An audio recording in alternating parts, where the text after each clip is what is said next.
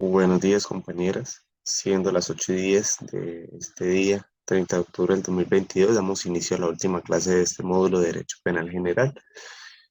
Ya pues, como les había anticipado, las actividades pues tienen que ser ya entregadas a más tardar el día de hoy. No voy a dejar más trabajos, voy a promediar con lo que tengo y con lo que voy a sacar el día de hoy.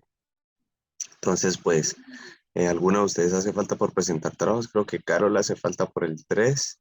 Caterine y Adriana no se cuenten para ir cuadrando acá las notas de una vez.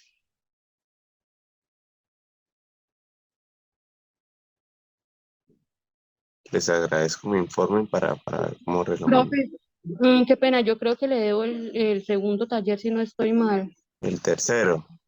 ¿Es el tercero? Es que ya van tres.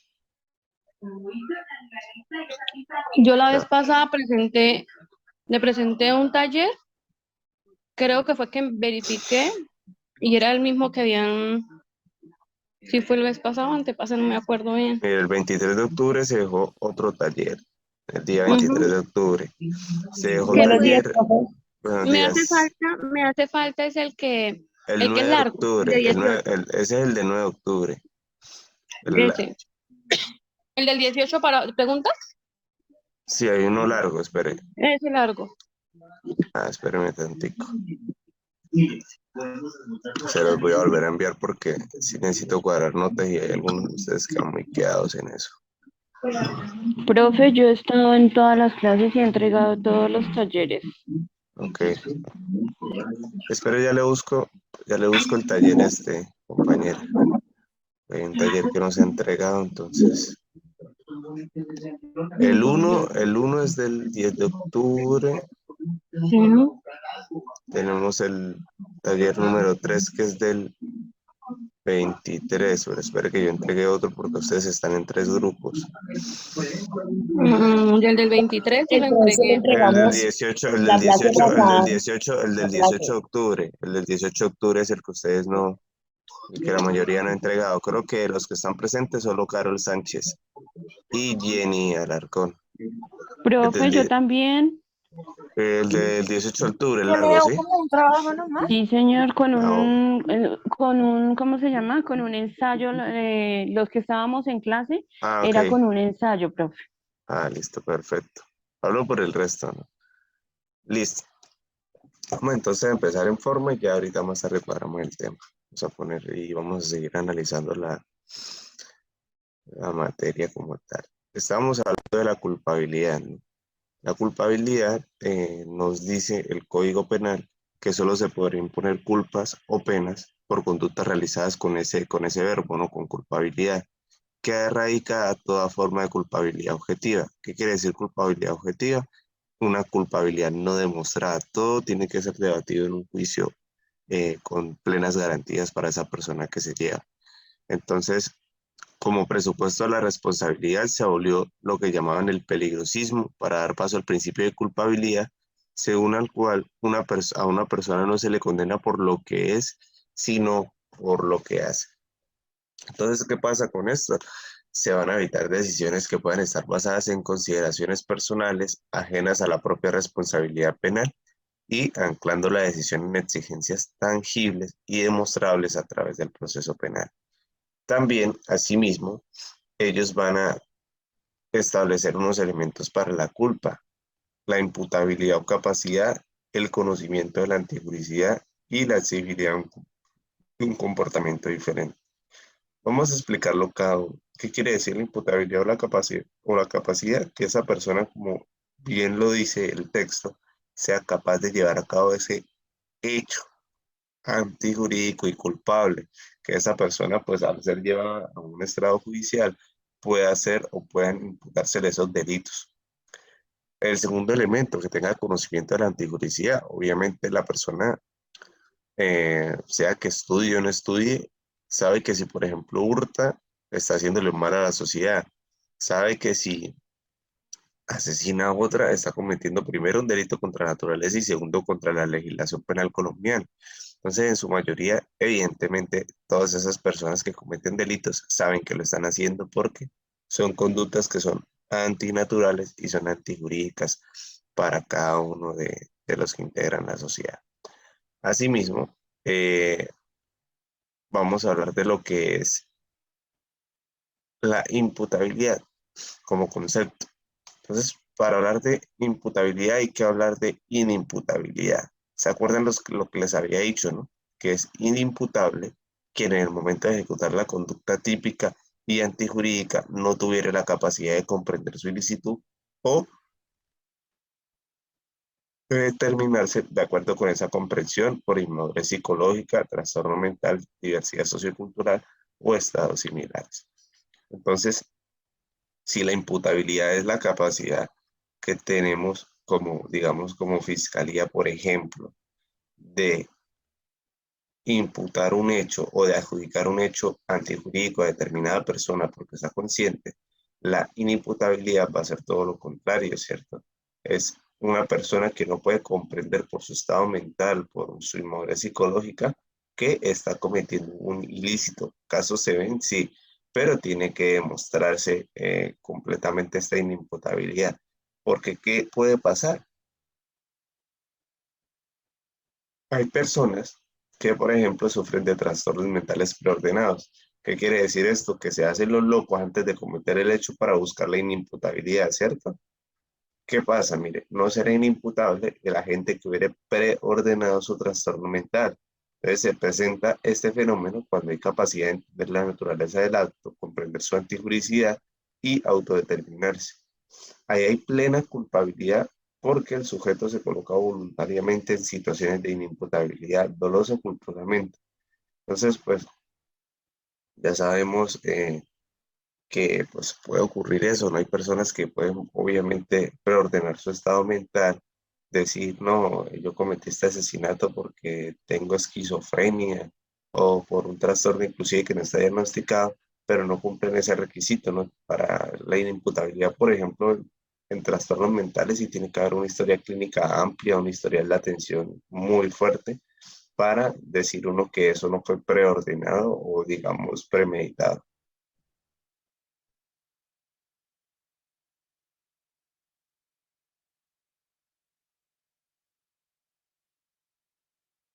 En ese sentido de cosas, eh, vamos a decir que los menores de 18 años, los que cometan delitos en esa edad, van a estar sometidos es al sistema de responsabilidad penal juvenil. Acuérdense que, pues, lo que usted me decía la vez pasada, no es que si tiene menos de 18 años no pasa, no, claro que sí, para eso está el sistema de responsabilidad penal juvenil, están los jueces penales para adolescentes, ya sean del circuito, municipales, en fin.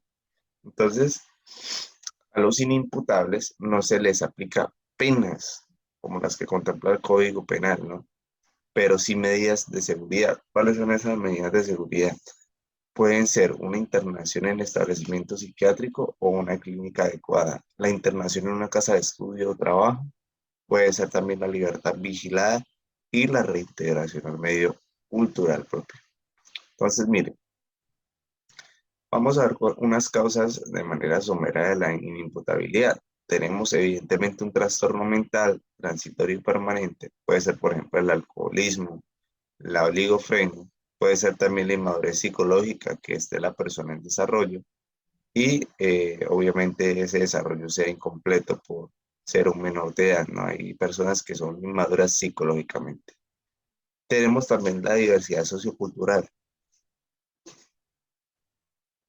que se desenvuelve en un ambiente cultural diferente al que pertenece, pero pues obviamente es muy poco, digamos, lo que se logra ver en esa causal de imputabilidad cuando se aplica acá en los juicios, ¿no? ¿Cuáles son los efectos de la inimputabilidad? Hay una incapacidad real de comprender y de determinarse. Entonces ya vamos a entrar en un concepto, mire, de imputabilidad. Ya sabemos que si la inimputabilidad es la incapacidad de una persona de de no saber que está cometiendo un delito por un trastorno mental o transitorio, la imputabilidad sí es la posibilidad real de que una persona conozca y comprenda que está cometiendo un delito, ¿sí? Que lo que está cometiendo como delito tiene relevancia ante la sociedad, que lo comprende y lo entiende. Eso es lo importante, ¿no? Si no, obviamente todos nos haríamos los locos y todos cometeríamos delitos porque me puedo hacer inimputable, ¿no? Eso tiene una demostración y es una demostración muy compleja. La persona que quiera demostrarlo es difícil, pero hay casos en los que sí ha logrado llegarse a declarar una persona inimputable. Ahora bien, las consecuencias penales. Vamos a ver unos conceptos, digamos, pequeñitos sobre lo que es, por ejemplo, la pena. La pena, ¿qué es? Es la sanción legal derivada de la realización de una conducta punible por sujeto imputable. Entonces, como lo logramos ver nosotros, queridos compañeros, la pena deriva de una consecuencia, ¿sí? Entonces, pues, ¿cuál va a ser esa consecuencia? Un acto legal, un acto que va a ser reprochado por la sociedad y un acto que va a generar, evidentemente, unas consecuencias. Asimismo, la pena tiene unas teorías, ¿no? ¿Qué pasa? Puede ser una teoría absoluta y una teoría relativa.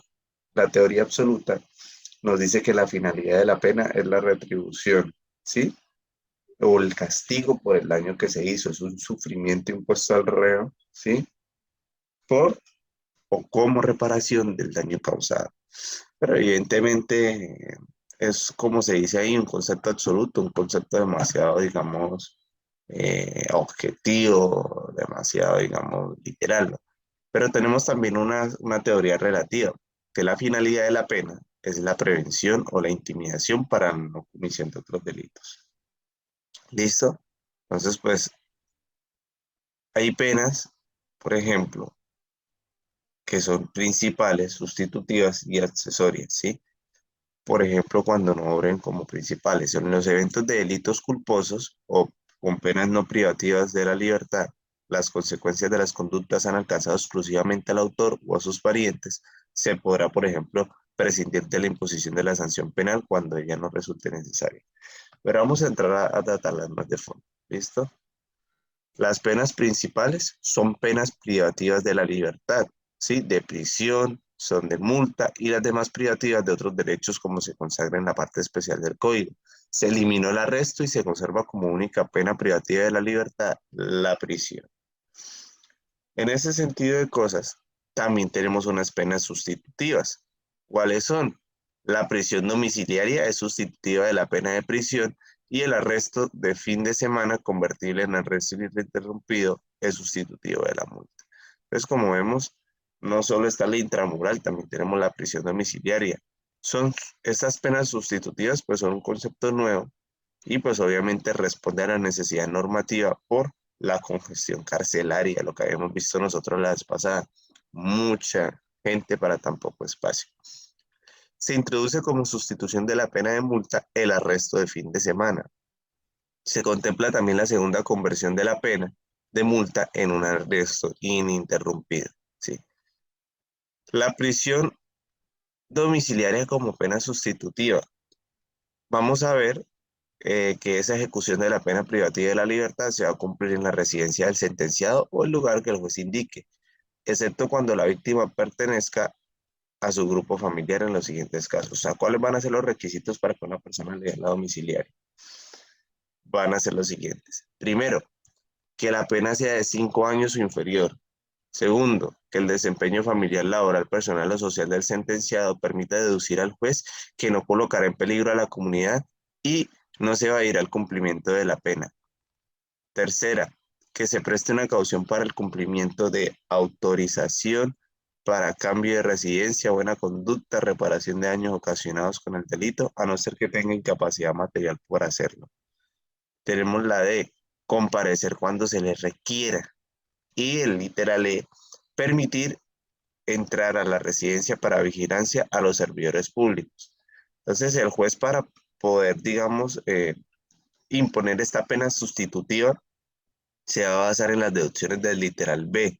¿Cuáles son las deducciones del literal B? Un desempeño familiar, laboral, personal o social del sentenciado que le permita deducir al juez que no va a colocar en peligro a la comunidad. ¿Listo? Eh, y obviamente va a concederla de acuerdo al acervo probatorio del cual se debe inferir la inutilidad de la pena de prisión para el caso concreto.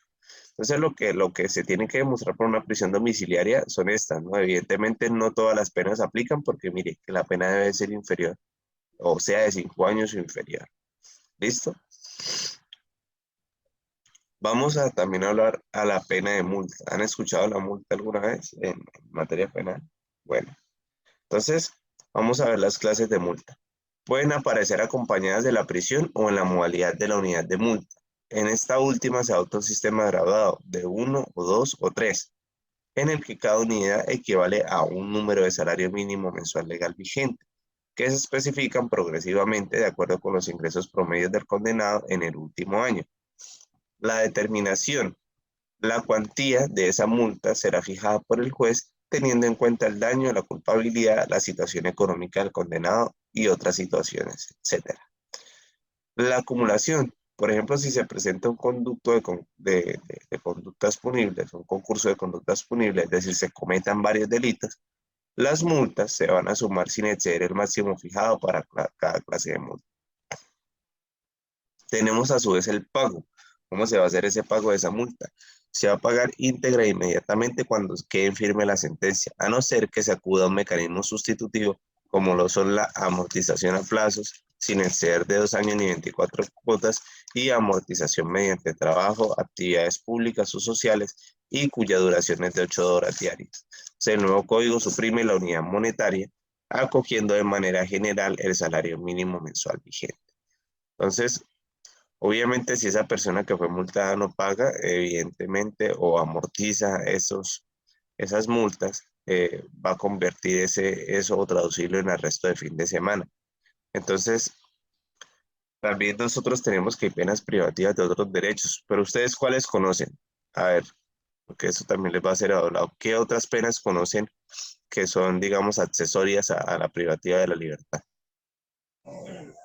Pues, aparte de las penas, o sea, lo del derecho penal, pues estaría que le piden el derecho de la libertad.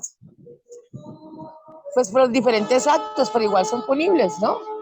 Actos extorsivos, actos No, de lesa yo lo humanidad. que pregunté es qué otras, digamos, penas accesorias hay a la pena principal. Si me hago entender, si a mí me imponen 25 años de cárcel por un homicidio, además yo voy a tener obviamente otras restricciones. ¿Cuáles pueden ser esas? Ah, bueno, hablemos de los pedófilos, ¿sí? Que pueden haber restricciones de que no se pueda acercar a un niño en ningún momento, ni tener un niño cerca, pues por su condición de pedófilo. Una persona que ha cometido un homicidio, pues me imagino que no tendrá el derecho de, según la casa de homicidio, ¿no? Pienso yo, para que me equivoque, de la casa por cárcel, aunque nuestra política de penas es muy diferente, ¿no? Sí, Creo que los claro. feminicidas no tendrían derecho de la casa por cárcel. Creo que en ese caso tampoco. Y cuando son delitos sexuales contra menores, Ujú. tendrán Bueno, el beneficio de casa por cárcel. a lo que yo me refiero no es a beneficios, yo me refería era a esto, a las penas privativas de otros derechos. ¿Qué puede pasar? Que a la persona se le inhabilite para el ejercicio de funciones públicas, que pierda el empleo o cargo público, ¿sí? Que sea inhabilitada para el ejercicio de la profesión, arte u oficio, industria o comercio. La Sí, sí, sí, inhabilitación claro. para el ejercicio de la patria potestad, tutela o curaduría. La privación del derecho a conducir vehículos automotores y motocicletas. La privación del derecho a la tenencia y porte de armas. La privación del derecho a residir en determinados lugares o a acudir a ellos. La prohibición de consumir bebidas alcohólicas o sustancias estupefacientes psicotrópicas. La expulsión del territorio nacional para los extranjeros, ¿no? Entonces son penas que no afectan a la libertad personal ni al patrimonio económico y no pueden significar ni perseguir la deshonra del condenado ni su muerte civil. Entonces en el nuevo código se incluyen los numerales 5, 6 y 7 y esta última en el código anterior es la restricción domiciliaria. Entonces vamos a ver unos mecanismos que van a sustituir a sí mismo la pena, ¿sí? Antes llamados subrogados penales. Tenemos la suspensión condicional de la ejecución de la pena. Entonces, se da el momento de dictarse la sentencia que imponga la pena privativa de la libertad y se suspende siempre que concurran los siguientes requisitos: que la pena de prisión no sea superior a 3 años, antecedentes familiares personales que indiquen que no existe necesidad de la ejecución de la pena, decir, esta suspensión la suspensión no es extendible a la responsabilidad civil derivada de la comisión de la conducta. Y esos serían básicamente esos requisitos. Pena de prisión no superior a 3 años y unos antecedentes familiares buenos. La libertad condicional se concede cuando la pena privativa de la libertad es mayor de 3 años y ya se ha cumplido las 3/5 partes, perdón, de la pena y la buena conducta en la cárcel indique que no hay necesidad de seguir ejecutando la pena. Pero asimismo hay unas causales de extinción, ¿sí? Unas causales de extinción de la acción penal. Tenemos la muerte del procesado, tenemos asimismo la amnistía propia, es decir, olvido por parte del Estado de la comisión de una conducta punible. Tenemos la prescripción, que será igual al máximo de la pena contemplada en la ley si fuere privativa de la libertad y no puede ser inferior a 5 ni superior a 20 años. Tenemos la oblación. Cuando la conducta punible solo tenga pena de multa, el procesado podrá extinguir la acción penal pagando. Solo opera cuando está basada en unidades progresivas, porque si es en salarios mínimos, quiere decir que va acompañado de la pena privativa de la libertad. Entonces, vamos a hablar de los pagos también previstos en la ley, de la indemnización integral, de la retractación y de las demás causales que consagre la ley. Pero también cuáles van a ser esas causales, evidentemente, digamos, de extinción de la sanción penal, antes causales de extinción de la pena. Es como un repasito, mire. La muerte del condenado, el indulto, que el Estado a mí me perdone, la amnistía impropia, la extinción de la parte no cumplida de la pena, la prescripción cuando se pasa el tiempo y no se condena a la persona, la exención de punibilidad, es decir, que el autor o partícipe se retracta antes de la sentencia de primera o única instancia y esa retractación sea difundida por medios semejantes a cual en que se emitió la imputación y las demás que señale la ley. Eh, En este sentido, compañeras, hemos terminado por no el módulo, ¿no? Pero sí este bloquecito de la clase. Entonces, eh, ¿qué dudas tienen al respecto de lo que acabamos de ver en toda la clase pasada, que es lo del concepto del derecho penal, la humanización del derecho penal, las fuentes del derecho penal, la norma penal? ¿Alguna pregunta al respecto? Profe, no, solo en la pregunta que usted hizo ahorita, pues ya me quedó clara. Pues tenía la confusión.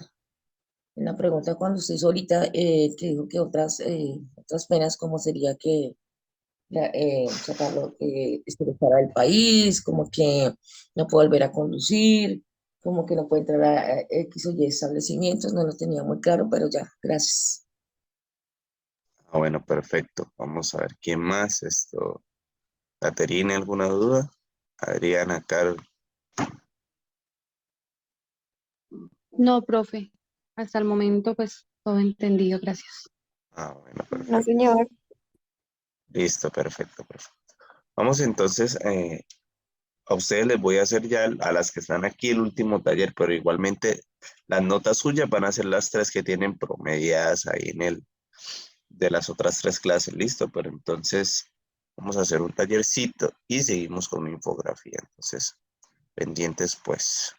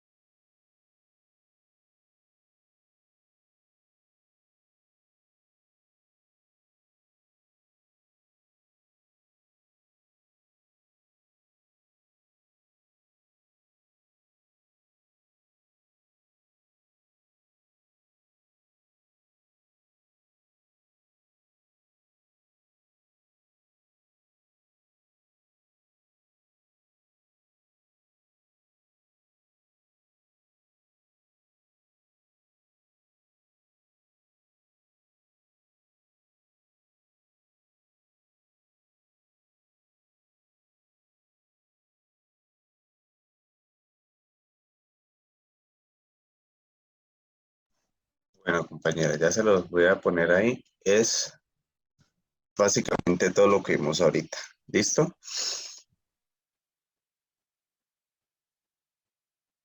Este es el taller. Ya esta sería la última nota para ustedes. Entonces, porfa, mire, el video se acaba en 5 minutos. Faltando un minuto nos salimos. Ahí está el tiempito y volvemos a ingresar. Tienen 15 minuticos para el taller.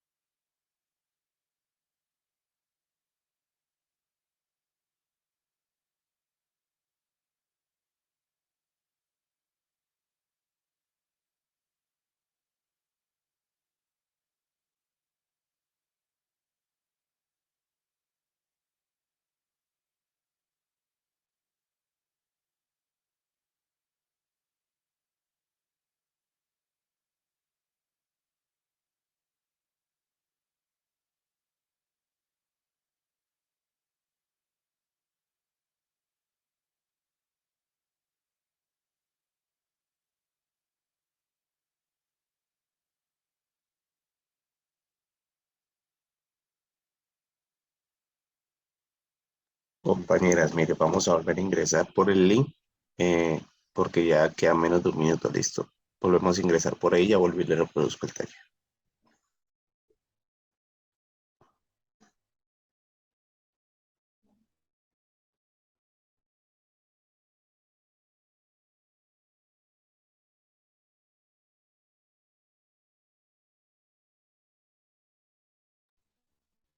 Profe, en el video. Para que esa persona en sociedad no vuelva a cometer ese tipo de conductas punibles. Razón por la cual, si la persona se encuentra privada o detenida en su domicilio, es posible hacer una solicitud para que el juez le permita estudiar o trabajar estando en domiciliaria. Obviamente, en este Compañeros, caso... vamos a hacer en este momento el descanso, ¿sí? 9:10, a las 9:26 volvemos, ¿listo? ¿Cómo así, profe, nos dio más tiempo? No, porque lo del taller no era tiempo. Acuérdense que nosotros siempre hacemos una pequeña parada técnica. Listo, vale, profe. Vale, pues. 15 minuticos nos vemos.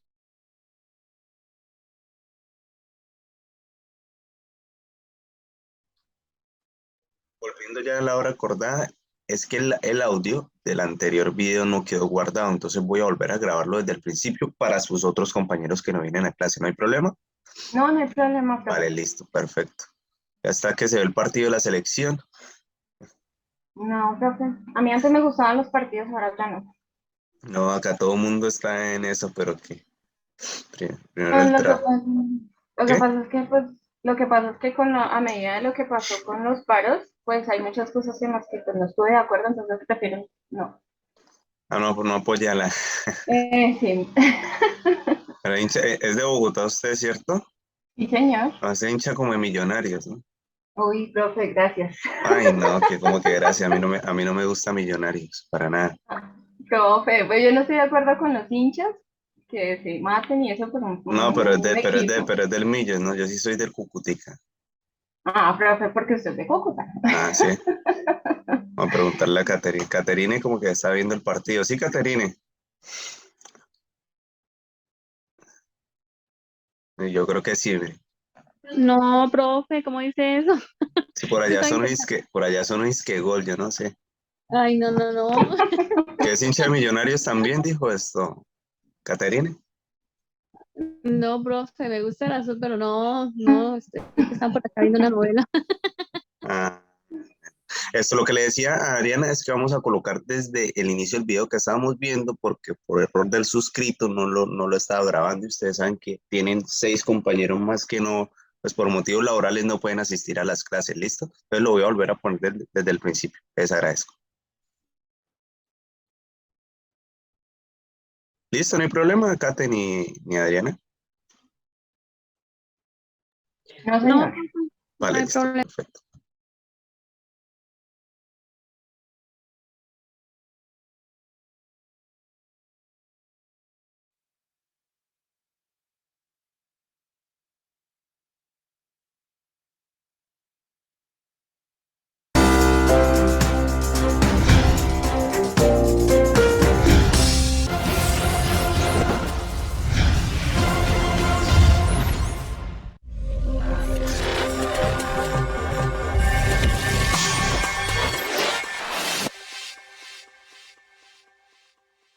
Bienvenidos a su programa Guerrero Abogados. Hoy nos estará acompañando el doctor Germán Guerrero, quien es el gerente de la firma, y estaremos hablando sobre el tema de los subrogados penales. Doctor Guerrero, muy buenas tardes, gracias por acompañarnos y cuéntenos qué son los subrogados penales. Esteban, muy buenas tardes para todos los televidentes. El día de hoy vamos a hablar entonces de subrogados penales, partiendo de una premisa que son aquellos mecanismos que permiten, digámoslo así, entrar a trasladar esa pena privativa de la libertad intramural, es decir, entre centro penitenciario y carcelario, a posiblemente una suspensión de la ejecución de la pena o a una prisión domiciliaria o a solicitar otro tipo de beneficios. Entonces permite, digamos, hacer, digamos, ese cambio de lo que vendría a ser esa pena que sería intramural. Ok, doctor Guerrero, entonces cuéntenos en qué consiste la suspensión de la ejecución de la pena. Bueno, la suspensión de la ejecución de la pena es una medida legal, que es un beneficio, que no se aplica a todo tipo de delitos. Partamos de una premisa. El artículo 68A de nuestro Código Penal establece que se podrán conceder la suspensión de la ejecución de la pena o la prisión domiciliaria cuando no concurran ciertos tipos de delitos. ¿Sí? O sea que no siempre que una pena sea inferior a 4 años y que te permita una suspensión de la ejecución de la pena, o no siempre que una pena sea inferior a 8 años y te permita una prisión domiciliaria, no siempre se va a poder hablar de que se pueda aplicar dicho beneficio. ¿Por qué? porque hay delitos que están prohibidos por el artículo 68A del Código Penal. Ejemplo, el hurto calificado. El hurto calificado no tiene el beneficio de la prisión domiciliaria por el artículo 68A. Entonces, partiendo de una premisa que es que la pena sea inferior a 8 años, podríamos estar haciendo una solicitud de una prisión domiciliaria. Pero en el hurto simple, porque en el hurto calificado no sería posible. Entonces, ¿qué podría suceder en ese caso hipotético? Podría suceder que se paga la condena, supongamos que la condena es de 5 años, pagas la mitad en intramural y la otra mitad podrías, en virtud del artículo 38G del Código Penal, solicitar una domiciliaria, pero no solicitar la domiciliaria inicialmente, porque el artículo 68A lo prohíbe de forma directa y tajante. Entonces habría que entrar a analizar cada caso en particular, o la comisión o no de una conducta punible, para entonces entrar a hablar de estos beneficios, de las solicitudes que sean procedentes, porque hay abogados que solicitan cosas que literalmente son improcedentes. ¿En virtud de qué? De ese artículo 68A del Código Penal. Muy bien, ya como veníamos hablando del tema también de que puede darse la prisión domiciliaria, ¿en qué casos se da la suspensión de esa privación de la libertad cuando estamos en domiciliario? La suspensión de la ejecución de la pena, que es un beneficio que establece la ley, esa suspensión se podría dar en los casos en los que, por ejemplo, la pena sea inferior a 4 años. Y reitero que ese delito que se cometió no esté prohibido en el 68A. Igualmente se podría solicitar una domiciliaria siempre y cuando la pena sea de 8 años o menos. Y la misma cosa, que no esté prohibido en el artículo 68A del Código Penal. Hablando y retomando la pregunta anterior sobre lo que es la prisión domiciliaria y que es un beneficio legal que se le otorga a ciertas personas respecto a ciertos delitos, nos gustaría saber entonces usted qué opina a eliminar esta figura del ordenamiento jurídico.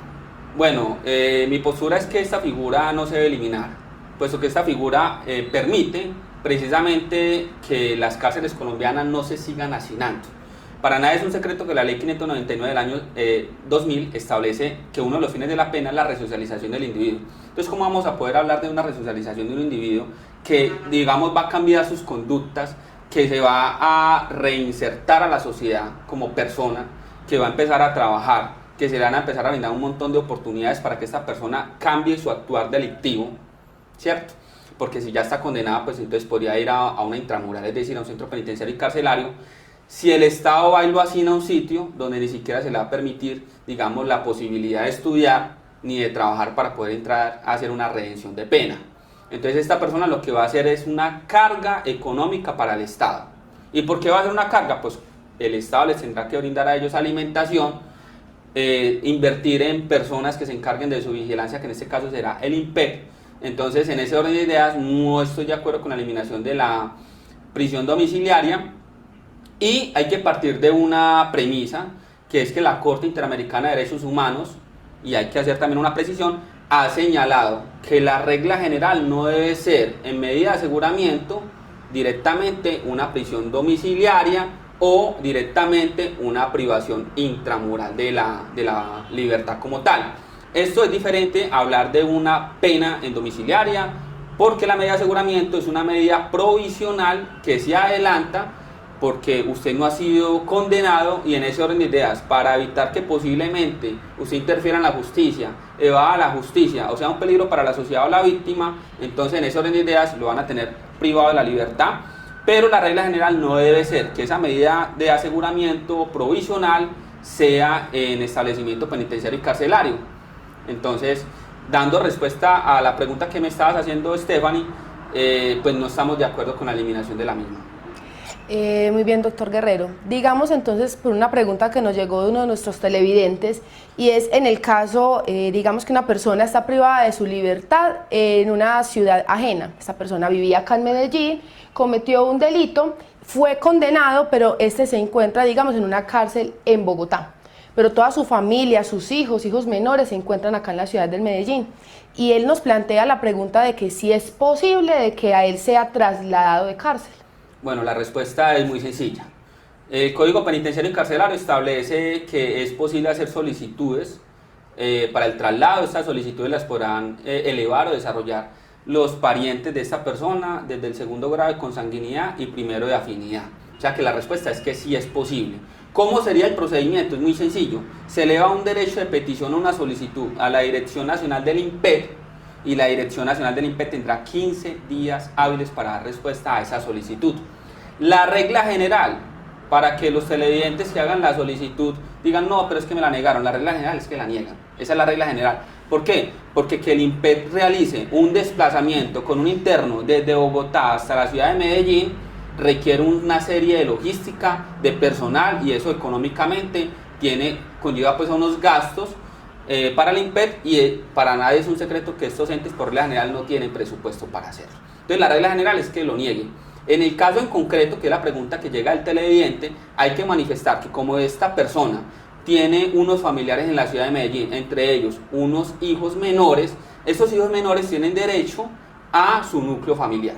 Entonces, una vez que le nieguen esa solicitud, esa petición, y le den respuesta, que puede ser positiva o negativa, pero la regla general es que es negativa, entonces usted ya podrá iniciar una acción de tutela ante un juez constitucional y solicitarle a este juez constitucional que en virtud de ese derecho fundamental que tienen los hijos menores del penado o del condenado, pues se haga el traslado, porque su núcleo familiar, ese derecho que tienen esos hijos menores, se está viendo vulnerado. Y en muchas ocasiones, desde aquí desde la oficina de Guerrero Abogados, hemos logrado esos traslados, pero con base a ese argumento. ¿Por qué? Porque si bien es cierto, el penado o el condenado es el que debe sufrir, digamos, esas restricciones o limitaciones a sus derechos, ¿sí? Que no son, digamos, absolutos, porque por ejemplo la dignidad humana no se puede vulnerar o no se puede violentar. En este caso estaríamos trasladando esa privación de ciertos derechos a su hijo menor. Por esa razón y con base en ese argumento es posible hacer una acción de tutela y solicitarle a un juez constitucional que te proteja ese derecho del núcleo familiar, y en ese orden de ideas el juez constitucional tendrá 10 días hábiles para tomar la decisión si lo considera o no pertinente, porque le dará el tiempo al INPEC de que responda el porqué, las razones por las cuales no se puede hacer ese traslado. Y adicionalmente, esa decisión podrá ser positiva o negativa.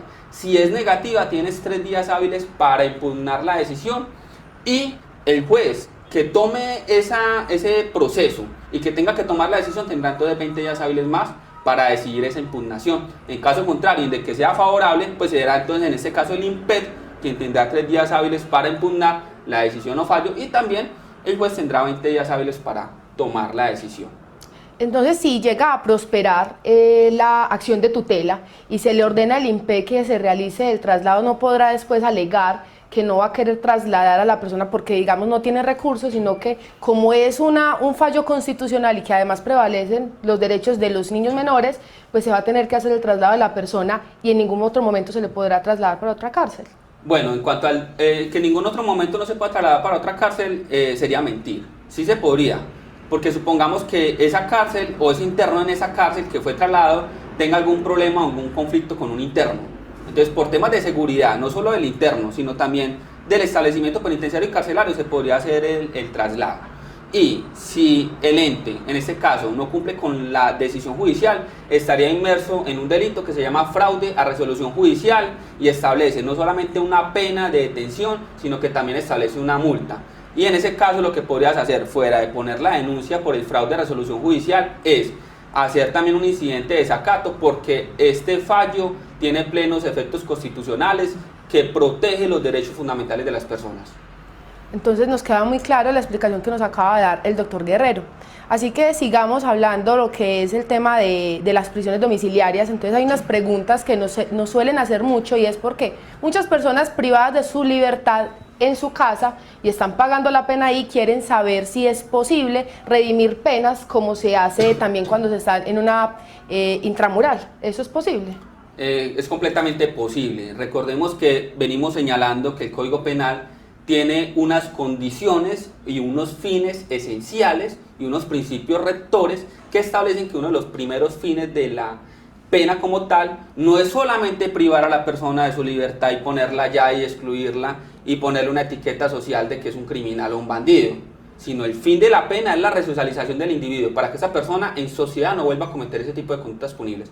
Razón por la cual si la persona se encuentra privada o detenida en su domicilio, es posible hacer una solicitud para que el juez le permita estudiar o trabajar estando en domiciliaria. Obviamente, en este caso en concreto, el juez tendrá que conceder un brazalete electrónico a costa del interesado, y si el interesado, que es el penado, el que está condenado, no tiene la capacidad económica, entonces informe de ello al INPET y al juez para que entonces sea el Estado que se lo provisione, se lo dé, para que esta persona pueda, digamos, ejercer su derecho a la educación y poder trabajar, y en ese orden de ideas redimir. ¿Eso quién lo dice? Lo dice el artículo 38 del Código Penal. Entonces sí es posible. ¿Por qué? Porque nuevamente, desde que la persona esté privada de su libertad, la intención no es excluirlo de la sociedad, como mucha gente piensa. La intención de la norma, la intención del legislador es brindarle una nueva oportunidad a esta persona a que implemente mecanismos como el estudio del trabajo para que se resocialice. Ese es el fin de la pena, entre otros obviamente. Pero como ese fin existe, pues hay que hacer las solicitudes correspondientes con base a la normatividad legal colombiana para que esto se pueda cumplir y para que la persona se pueda reinsertar a la sociedad.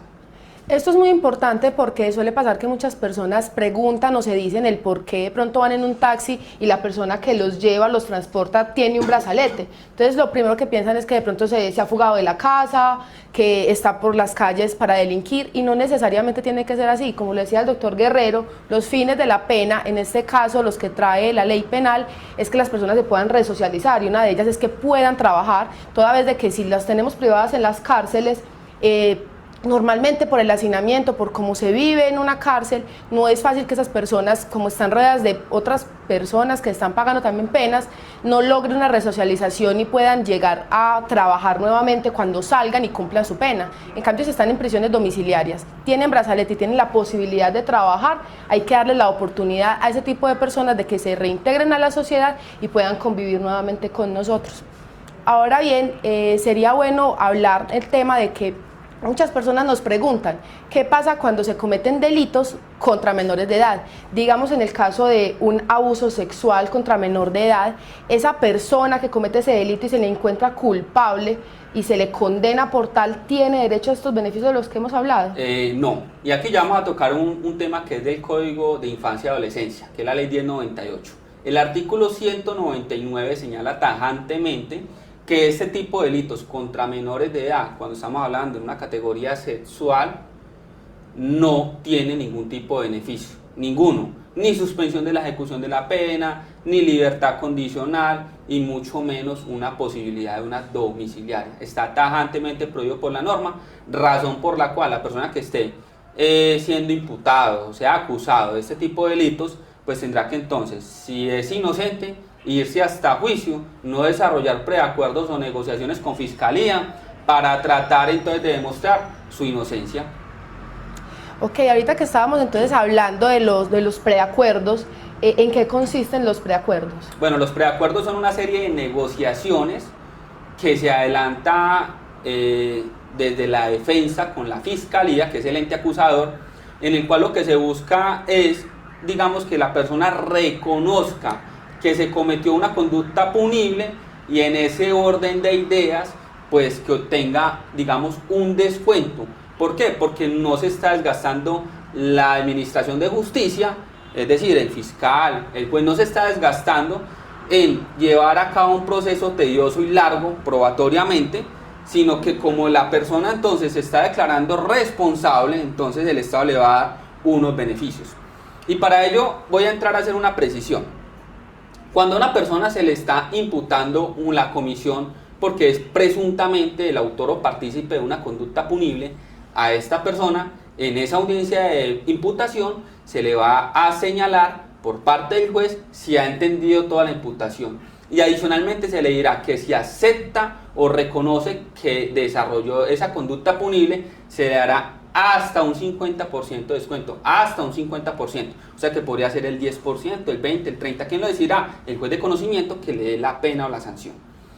Y eso es diferente a hacer un preacuerdo con la fiscalía desde el momento de la imputación y hasta antes de la acusación, señala el artículo 350 del Código de Procedimiento Penal, Ley 906 de 2004, y lo dice de esa forma, desde la imputación y hasta antes de la acusación. Se podrán desarrollar negociaciones tendientes a desarrollar un preacuerdo con la Fiscalía y de esta forma el defensor hablar con el ente acusador o el delegado de la Fiscalía y de esa negociación decir, bueno, vamos a reconocer entonces que mi prohijado, mi cliente, efectivamente fue el autor o el partícipe de una conducta punible y en ese orden de ideas, como nos estamos allanando a esos cargos, estamos aceptando, entonces vamos a hacer una negociación de un descuento que el ente acusador me podría dar y amarrar la pena.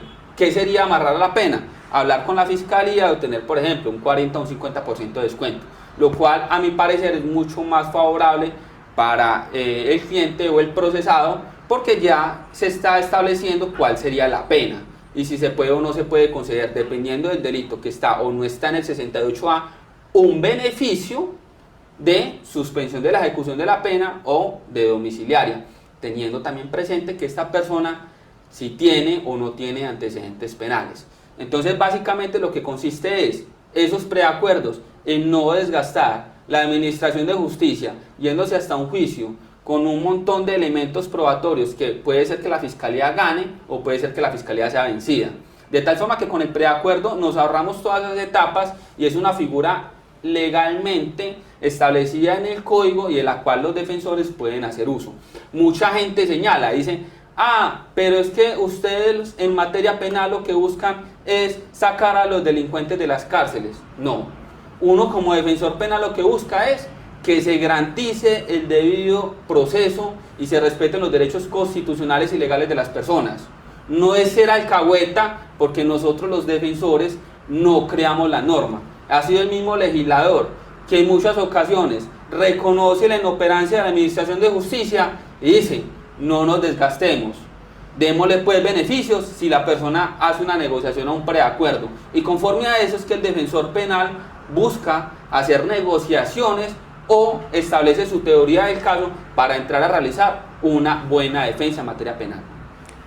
Muy bien, doctor Guerrero, creo que nos quedó muy claro todo el tema penal que tratamos hoy en nuestro programa, así que nos gustaría que nos dijera los números de contacto, cómo podemos contactarnos con la oficina y poder... Bueno, compañeras, hemos visto evidentemente las formas de otorgarse los subrogados penales, ¿no? Evidentemente son una forma individual, es para cada caso en particular. ¿Tienen alguna pregunta al respecto de lo que acabamos de ver? Profe, pues lo que estábamos hablando ahí la vez pasada, no sé si recuerde, de las penas de los que reinciden, que pueden casa por cárcel, pero lo que no sabía era que con una manilla y eso podían Claro, ¿qué? trabajar, Exacto. imagínense. No, claro, pueden trabajar porque el juez evidentemente evalúa, digamos, los antecedentes que tienen digamos, esas personas, ¿no? Y evidentemente van a mirar los antecedentes del núcleo familiar, todo lo demás. Se pueden analizar muchos ítems, pero sí una persona que esté con ese brazalete puede evidentemente trabajar. Si el juez de ejecución de penas y medidas de seguridad lo avala, sí.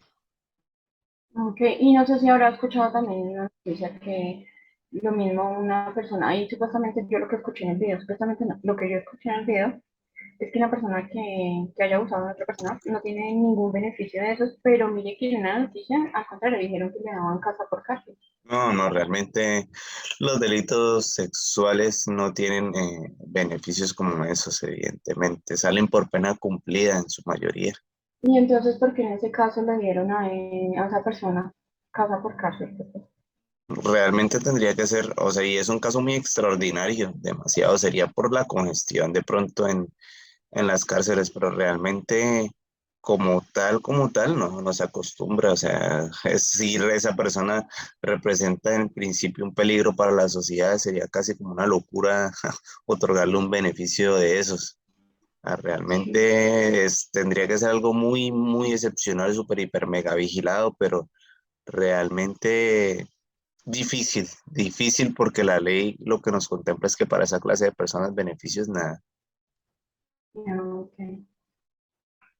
Entonces, pues realmente sí, sí, sí. ¿Y usted qué otra pregunta tiene? A ver, No, por el momento no, ninguna, todo me quedó. vamos a analizar otro pequeño material, ¿sí? Para cerrar el módulo como tal, porque esta materia, pues en sí, de las de penal, es la más corta, porque pues básicamente lo que uno tiene que ver aquí es el tema de lo que es el derecho penal, la imputabilidad, qué es el dolo, todos estos subrogados penales, los beneficios, toda la teoría, sí, pero ya la parte, digamos, como especial se ve en la materia que inclusive aquí en yo creo que ustedes ya la vieron, penal especial ya la vieron.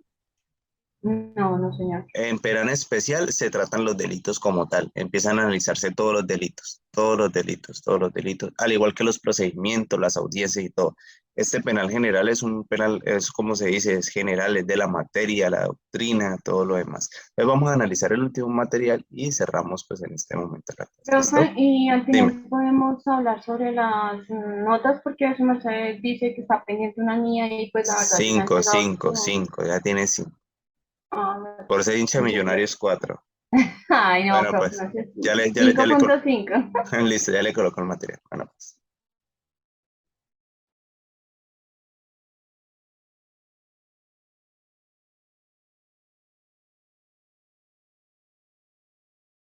Igual este material es un material reflexivo, ¿no? Es sobre, ustedes saben que también existen delitos en contra de la naturaleza, ¿no?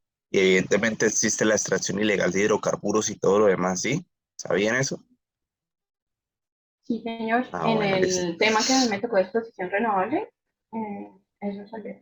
Listo, perfecto. Entonces vamos a mirar este video, interesa, para mí es súper interesante y ojalá le presten bastante atención.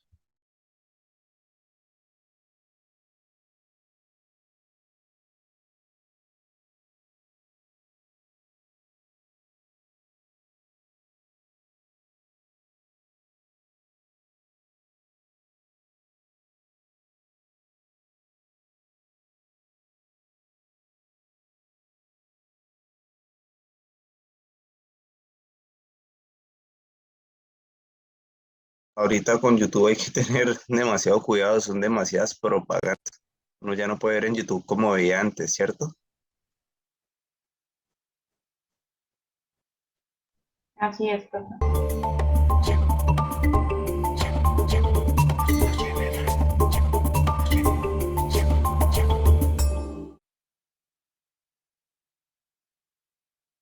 Carbón acá queda muchísimo. El carbón tiene efectos locales negativos, hay conflictos ambientales, ¿no? Con los guayú en el Cerrejón. Quieren desviar un río entero, 20 kilómetros de río. Los que compramos carbón, que debe ser en Europa, Estados Unidos, no pagamos los costos ambientales.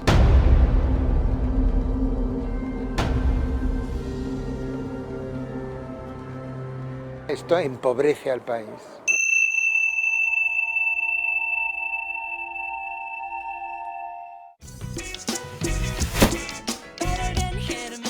Contravía.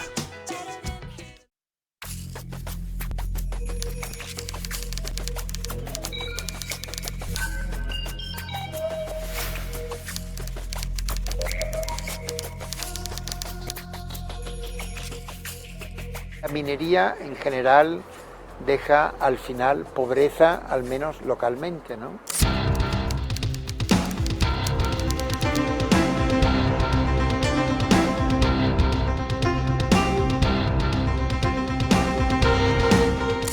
Hay mucha experiencia de esto. Entonces yo no veo a Colombia como Ghana, ni me gustaría que Colombia fuera como Ghana.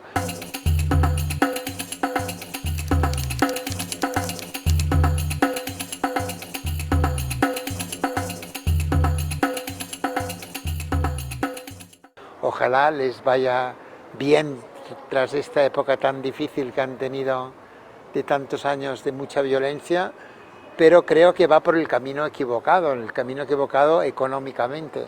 Y además con esta arrogancia, ¿no? Arrogancia de las locomotoras. La cuarta locomotora ya está en cierta forma marchando a todo vapor, que es el sector de la minería. La arrogancia de que sabemos lo que hay que hacer con la economía, de que el PIB crece el 7% o el 8% o el 6% y que por tanto todo va bien. Bueno, que hablen más con la gente, ¿no? Y que miren más lo que pasa en la realidad y que no usen puro eslogan, ¿no?, de desarrollo sostenible o todo esto son palabras solo, ¿no? En la práctica, ¿qué ha pasado con el manglar en la costa del Pacífico? ¿Qué pasa con la palma de aceite, ¿no? ¿Qué pasa? Aparte de la violencia, los desplazamientos, ¿no?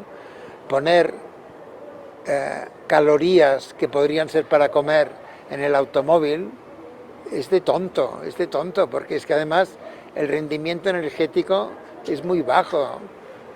Los agrocombustibles son un error.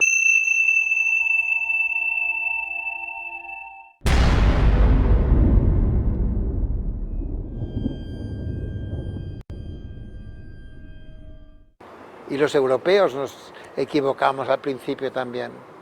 Es un error, ¿no? Entonces es bastante claro que habría que ir por otro camino, yo creo. La pobreza realmente es un tema bien urgente, ¿no es verdad? Entonces, acá y en el mundo hay de 7.000 millones de humanos, pues hay 2.000 millones en pobreza cruel, ¿no? Y muchos niños. Hay hambre en el mundo, esto es absurdo, ¿no? Pero hay. Entonces lo que habría que hacer, desde el punto de vista social, ambiental, por lo menos no empeorar las cosas, ¿no? Si hay una agricultura razonablemente productiva, como por ejemplo en el Tolima, no anularla a cambio de un beneficio futuro que no va a llegar allí, ¿no?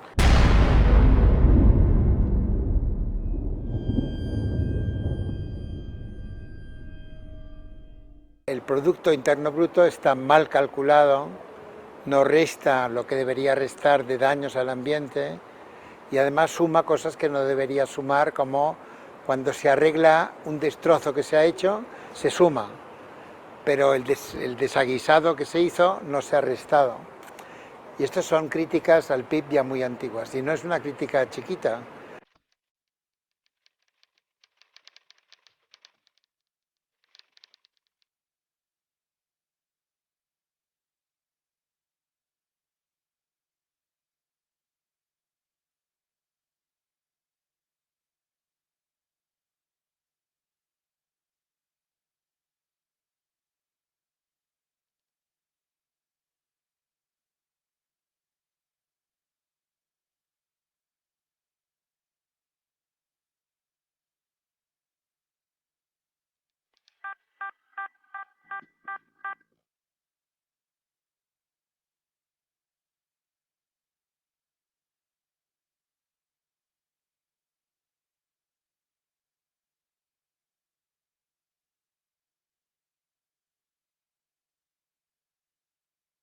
Las regalías son muy pequeñas lo que pagan.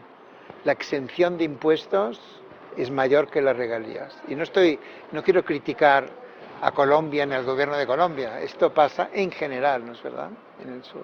Bien, estas empresas tienen la tecnología y ¿esto qué es? Es realmente oro para 10 años o 15 años, ¿no? 20 años máximo, y luego allí se queda un agujero físico y social, ¿no es verdad?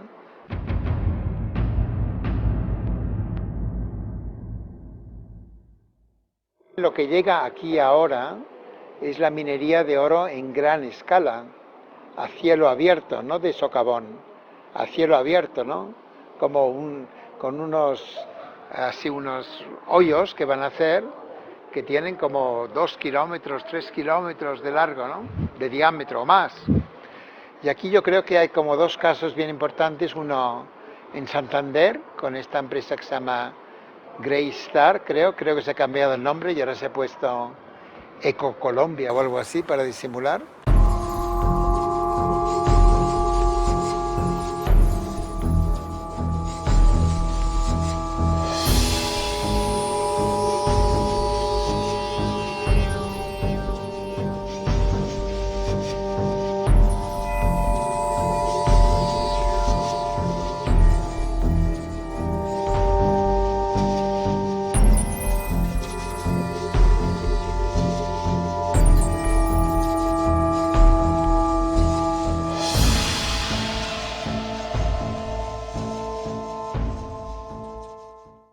Y otro caso que va a ser famoso mundialmente si sigue adelante, es lo que hemos estado viendo en el Tolima, en Cajamarca, ¿no?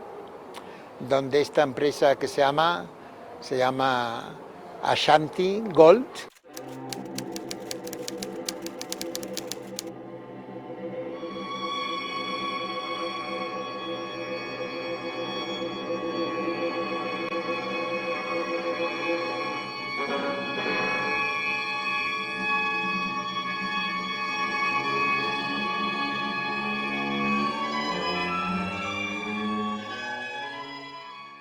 La empresa ha tomado este nombre tan bonito, ¿no?, africano, del reino Ashanti, que ya no queda nada del reino Ashanti.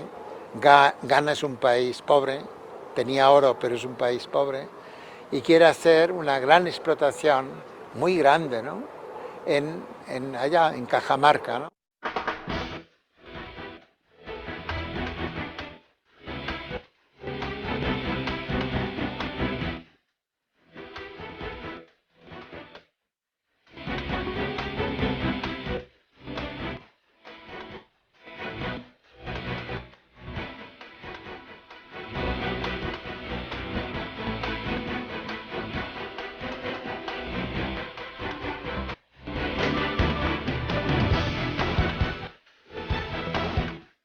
Es una cosa que está avanzando y que va a haber, yo creo, oposición, ¿no?, como ha habido en Tambo Grande en Perú, en Esquel en la Argentina, en Pascualama en Chile, Sipacapa en Guatemala, donde hubo una consulta popular contra la minería, ¿no?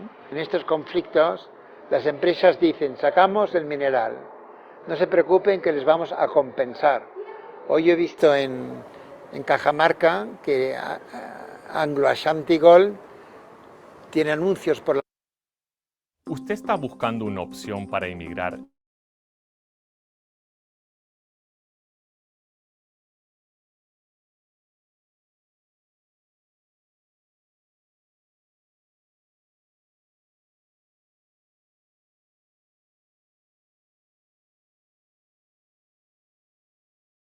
o el Estado, ¿no?, o la escuela, no sé quién. Pues Ashanti Gold está regalando instrumentos.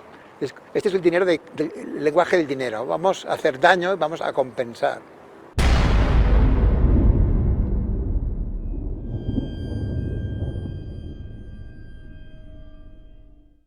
Hay el lenguaje de los derechos indígenas. Si son derechos, no se pueden comprar, ¿no?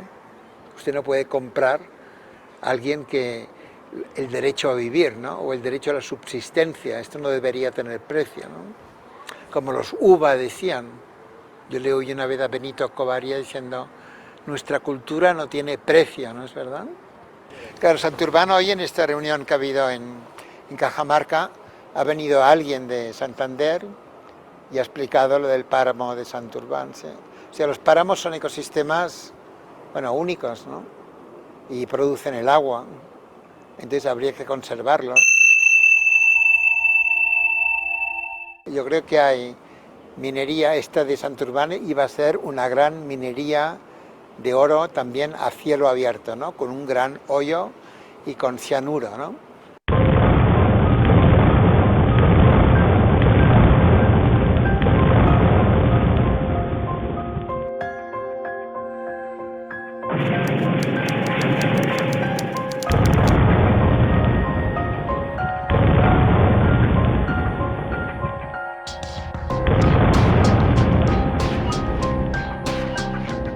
Páramo, yo he estado alguna vez en un páramo que se llama del Almorzadero, y hay carbón, ¿no?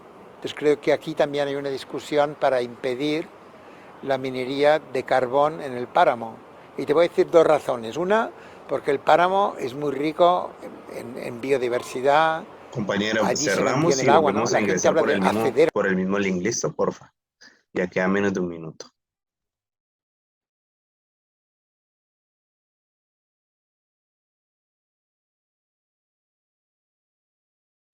¿no? Apoyar la agricultura, que una locomotora fue la agricultura, pero no la palma de aceite, ¿no?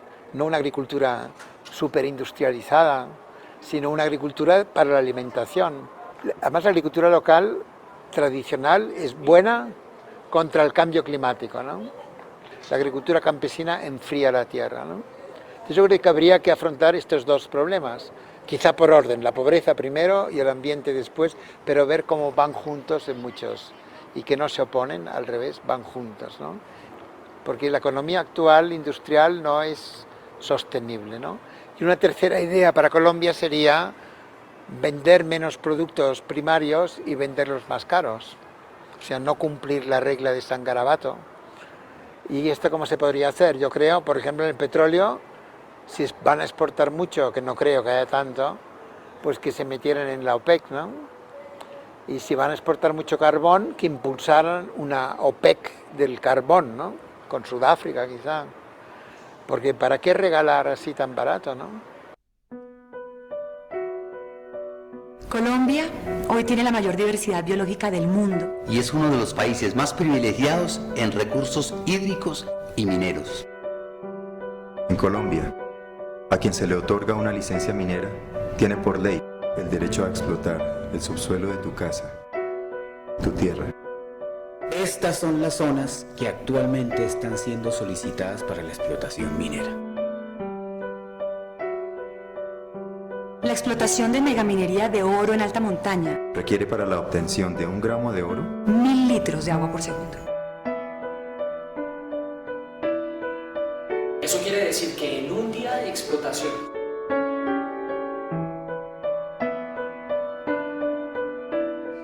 ¿Tú aceptarías sacrificar tanta agua? La minería puede contaminar con tóxicos fuentes de agua que abastecen acueductos y riegos agrícolas. La minería de oro utiliza elementos tóxicos de altísimo peligro para la vida, como mercurio, cianuro y además libera arsénico. El mercurio produce envenenamiento y causa malformaciones genéticas irreversibles en nuestros niños. El mayor registro de contaminación por mercurio en aire y ríos en zonas de explotación minera de oro se encuentra en Antioquia. ¿Será que la minería nos va a mejorar la calidad de vida de los colombianos si destruimos páramos y selvas?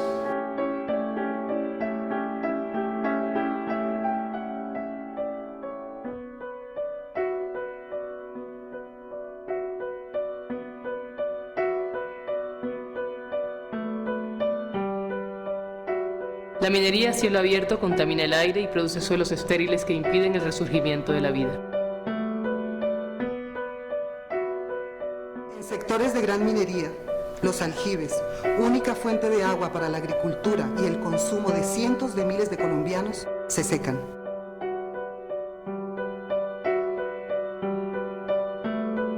Son irrisorios los impuestos que paga la minería.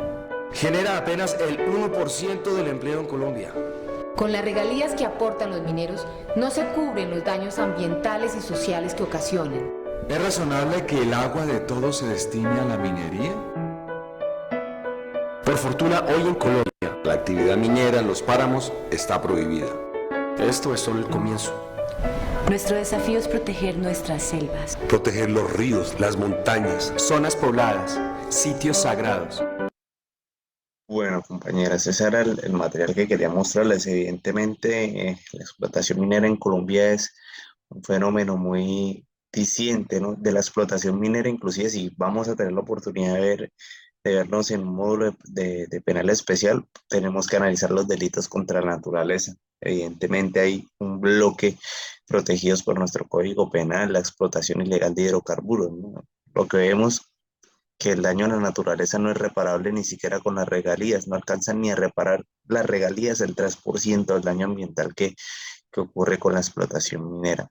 Compañeros, hemos agotado el tema hoy un poquito temprano, pues de todo el eje temático lo hemos visto todo, no sé si tienen alguna pregunta al respecto. No, señor, No, profe, claro, gracias. Igual ya ustedes pasaron, ya pueden ir a ver el partido de Colombia, las tengo pilladas. Ay, gracias, profe. Gracias, profe. ¿Y con qué promedio pasamos? ¿Como en la selección? ¿Invictas? Con tres, apenas con 3. No, mentiras. No, mentiras, mentiras. Esto por ahí yo creo que el miércoles les paso la nota, ¿listo? No, pero no, todos pasaron. El miércoles les paso la nota, ¿listo? Profe, gracias. bueno, Vale, profe, pues cualquier pregunta que tengan, ya saben el WhatsApp, ¿vale? Listo, profe, Bueno, gracias. feliz día. Vale, Hasta luego. profe, gracias, feliz día. Terminamos la clase, gracias, feliz día. Chao, compañeros. Chao, compañera.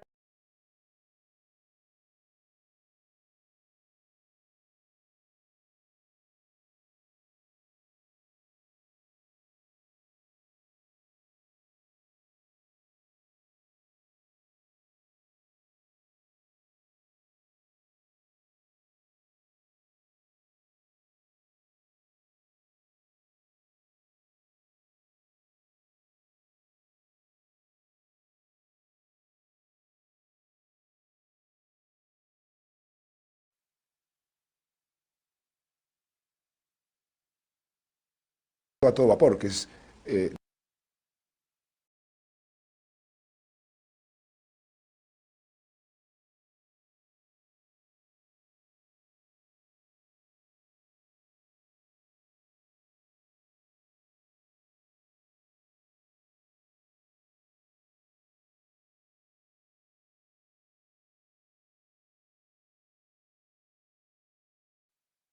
Vemos lo que hay que hacer con la economía, de que el PIB crece el 7% o el 8% o el 6% y que por tanto todo va bien. Bueno, que hablen más con la gente, ¿no? Y que miren más lo que pasa en la realidad y que no usen puro eslogan, ¿no? De desarrollo sostenible o... Todo esto son palabras solo, ¿no? En la práctica, ¿qué ha pasado con el manglar en la costa del Pacífico? ¿Qué pasa con la palma de aceite, ¿no? ¿Qué pasa? Aparte de la violencia, los desplazamientos, ¿no? Poner calorías que podrían ser para comer en el automóvil es de tonto, porque es que además el rendimiento energético es muy bajo. Los agrocombustibles son un error.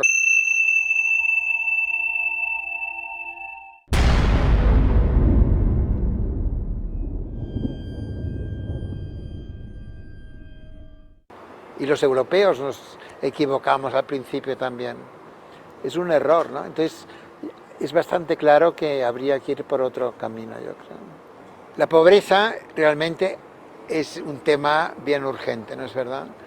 Entonces, acá y en el mundo hay de 7.000 millones de humanos, pues hay 2.000 millones en pobreza cruel, ¿no? Y muchos niños. Hay hambre en el mundo, esto es absurdo, ¿no? Pero hay. Entonces lo que habría que hacer, desde el punto de vista social, ambiental, por lo menos no empeorar las cosas, ¿no? Si hay una agricultura razonablemente productiva, como por ejemplo en el Tolima, no anularla a cambio de un beneficio futuro que no va a llegar allí, ¿no?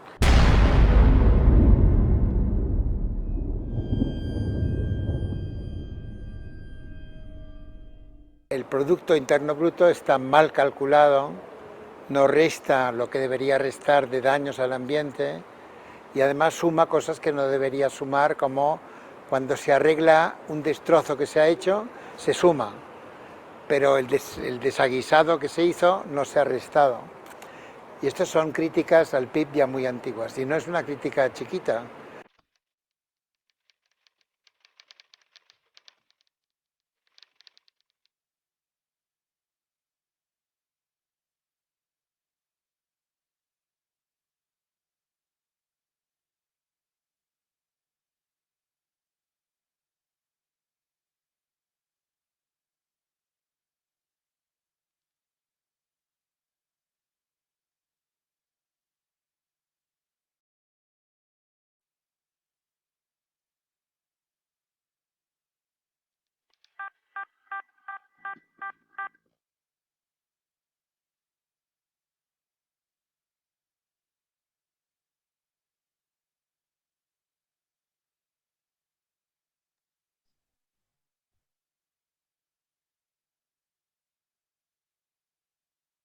Las regalías son muy pequeñas lo que pagan.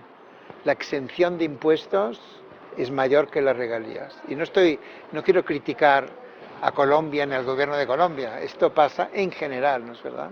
En el sur. Bien, estas empresas tienen la tecnología. ¿Y esto qué es? Es realmente oro para 10 años o 15 años, ¿no? 20 años máximo, y luego allí se queda un agujero físico y social, ¿no es verdad?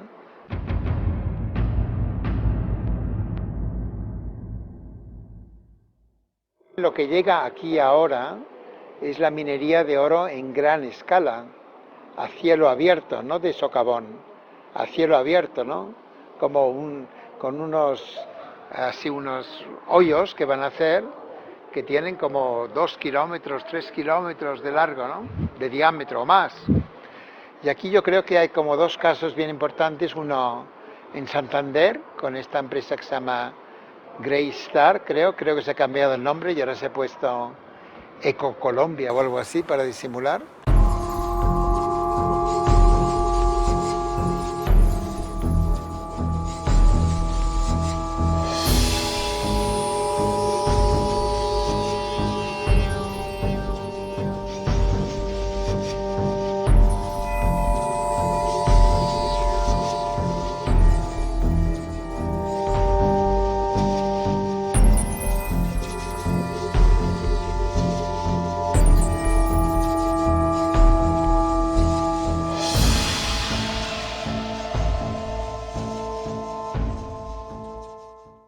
Y otro caso que va a ser famoso mundialmente si sigue adelante, es lo que hemos estado viendo en el Tolima, en Cajamarca, donde esta empresa que se llama Ashanti Gold.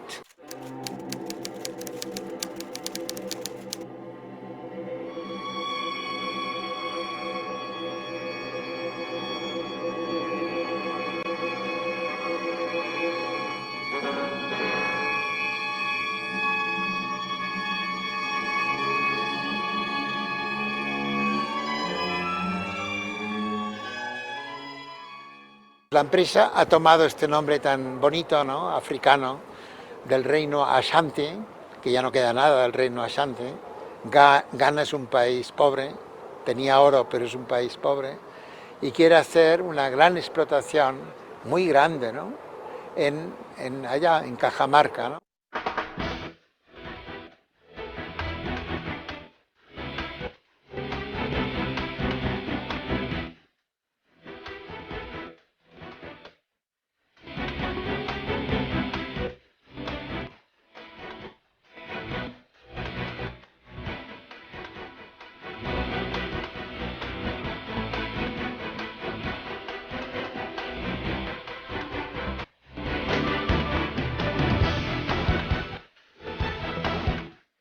Es una cosa que está avanzando y que va a haber, yo creo, oposición, ¿no? Como ha habido en Tambo Grande en Perú, en Esquel en la Argentina, en Pascualama en Chile, Zipacapa en Guatemala, donde hubo una consulta popular contra la minería, ¿no? En estos conflictos las empresas dicen, sacamos el mineral, no se preocupen que les vamos a compensar. Hoy he visto en Cajamarca que Anglo Ashanti Gold tiene anuncios por la calle, reparte una revista diciendo hemos comprado los instrumentos de la orquesta municipal, ¿no? Como si el ayuntamiento debería comprarlo esto, o el Estado, ¿no? O la escuela, no sé quién. Pues Ashanti Gold está regalando instrumentos. Este es el dinero el lenguaje del dinero. Vamos a hacer daño y vamos a compensar.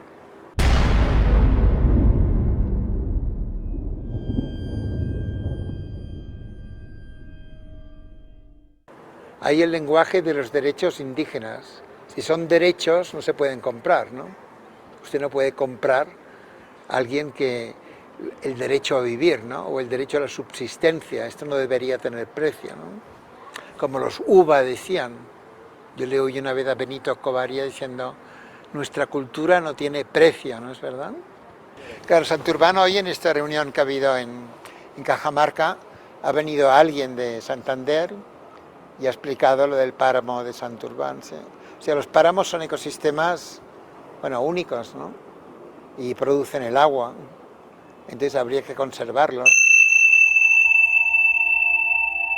Yo creo que hay minería, esta de Santurbán iba a ser una gran minería de oro también a cielo abierto, ¿no? Con un gran hoyo y con cianuro, ¿no?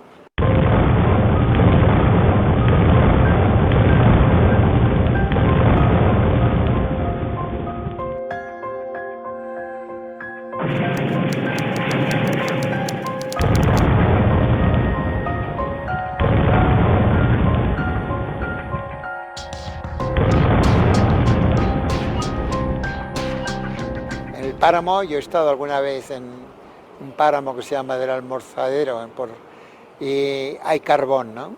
Entonces creo que aquí también hay una discusión para impedir la minería de carbón en el páramo. Y te voy a decir dos razones. Una, porque el páramo es muy rico en biodiversidad, allí se mantiene el agua, ¿no? La gente habla de hacederos de agua. Y esto es una razón para no hacer minería. Y la otra, en el caso del carbón, es dónde va a parar el carbón al final. El carbón al final se quema, ¿no es verdad? Para esto lo sacan. Y cuando se quema produce dióxido de carbono. Y ha subido la cantidad de dióxido de carbono en la atmósfera de 300 partes por millón hace 110 años. De 300 partes por millón estamos llegando a 400 partes por millón. Y esto es lo que causa el aumento del efecto invernadero, ¿no? El 30-40% del territorio de Colombia está concesionado a mineras, ¿no? Que ha habido un gran boom en la concesión. No quiere decir que vayan a hacer minas allí, quiere decir que tienen como un título, ¿no?, sobre la tierra. O sea que podríamos hacer un mapa de Colombia no dividido en departamentos o dividido por así la geografía física, ¿no?, cuencas de los ríos o grupos indígenas, sino el mapa de Colombia según las concesiones mineras, ¿no?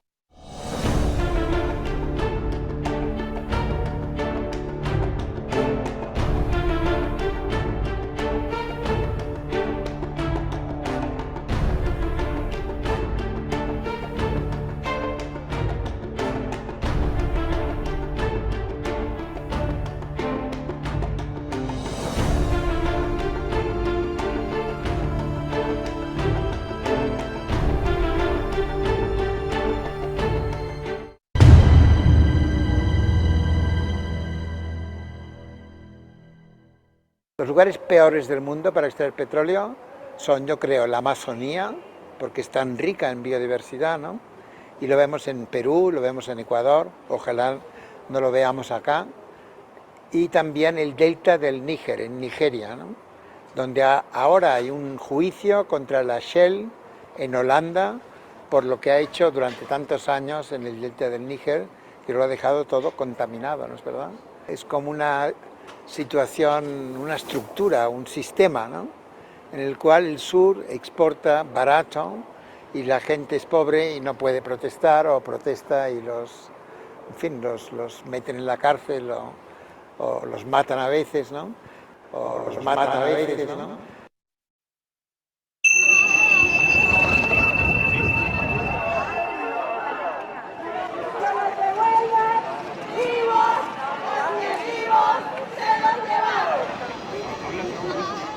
El párroco de Marmato, Caldas, había denunciado pocos días antes de ser asesinado que su lucha para evitar que en su parroquia se desarrollara un megaproyecto de extracción de oro podría costarle la misma vida. Si a mí me van a sacar de acá, yo le diré a ellos, bueno, me tienen que sacar a bala o a plan, como sea, pero realmente que me tengan que obligadamente a salir de acá, no. Reinel Restrepo venía acompañando desde hace 2 años a los mineros de Marmato, quienes se oponen a que las multinacionales de oro los desplacen del lugar. Me comunicó que funcionarios de la multinacional minera en repetidas ocasiones lo habían abordado para que él trasladara la parroquia hacia el sector del llano para hacer el desplazamiento de la comunidad marmateña.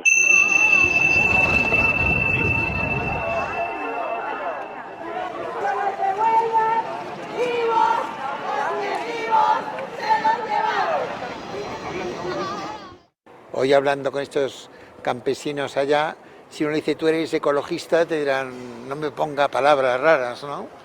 Yo soy un campesino que no quiero que me hagan un gran hoyo donde estoy viviendo, ¿no? Entonces, hay muchísima gente de este ecologismo popular que muere, esta es la verdad, es la triste verdad, ¿no? Continuamente hay asesinatos. Claro, en Colombia ha habido, por suerte ahora hay menos creo, pero ha habido muchísimas muertes violentas, ¿no es verdad? En México hay más que aquí en este momento. A mí me impresiona el caso de Urrá, acá, con esta familia que se llama Permia Domicó, ¿no?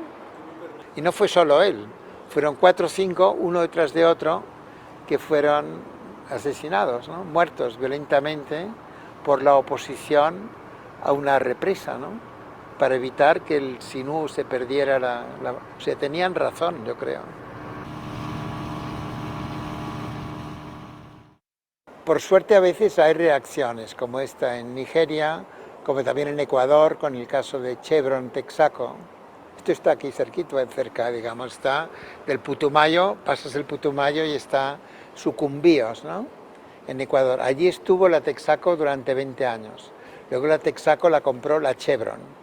Y hace unos meses un juez en Lago Agrio, en Sucumbíos, ha condenado a la Chevron a pagar más de 10.000 millones de dólares por los daños que hizo, ¿no? Bueno, es muy interesante, es muy animador que se paguen las deudas ecológicas, ¿no? Los pasivos ambientales, que se paguen de una vez. El año 2007 ganó las elecciones Correa y su ministro de Energía fue Alberto Acosta, que podríamos decir que es un economista ecológico, o un economista cada vez más ecológico, digamos, y una gran personalidad, que fue luego presidente de la Asamblea Constituyente, donde puso una cláusula de derechos de la naturaleza, por ejemplo, no él, la Asamblea Constituyente, pero él estaba muy a favor. Entonces, el 2007, el presidente Correa y su ministro Alberto Acosta dijeron: aceptamos la idea de dejar el petróleo en tierra, sacrificamos ingresos, ¿no?, en dinero. En la Constitución de Ecuador, es la primera del mundo, que hay un artículo, que no me acuerdo el número, que dice: la naturaleza tiene derechos.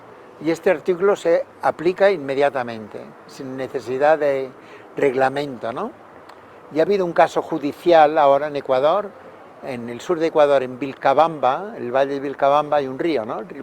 Y hubo una empresa de construcción de carreteras que estaba botando piedras al río. Y hubo gente de allí que fue a un juez en Loja, en el sur de Ecuador, y dijo: artículo tal de la Constitución.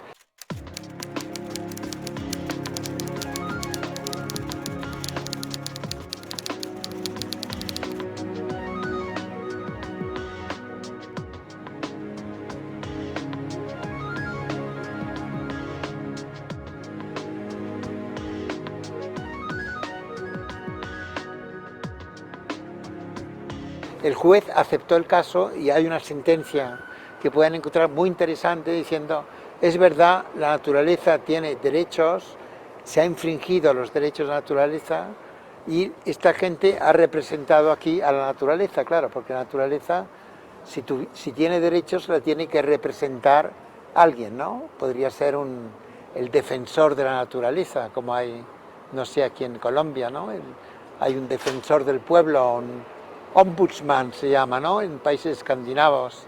Y desde que pasó esto hay mucho interés, a mí Alberto Acosta me lo explica, de europeos, gente de otros sitios, que le están escribiendo diciendo: ¿cómo lo han hecho ustedes? Porque queremos tal vez imitar esto de poner derechos de la naturaleza, ¿no? Habría que dejar petróleo, gas, carbón en tierra en los lugares que tengan más valor de biodiversidad, donde haya población indígena, por ejemplo, etc. Esto parece un poco estrambótico, dejar la riqueza en tierra. Bueno, no hay ninguna prisa, ¿no?, que lo dejen en tierra y que de aquí a 50 años, si se soluciona la manera de sacarlo, ¿no?, y si se soluciona el efecto invernadero, que lo saquen. Pero de momento lo sensato sería dejar mucho petróleo, carbón y gas en tierra, que aumente su precio y que los ricos del mundo gastemos menos, porque hay mucho despilfarro, ¿no es verdad?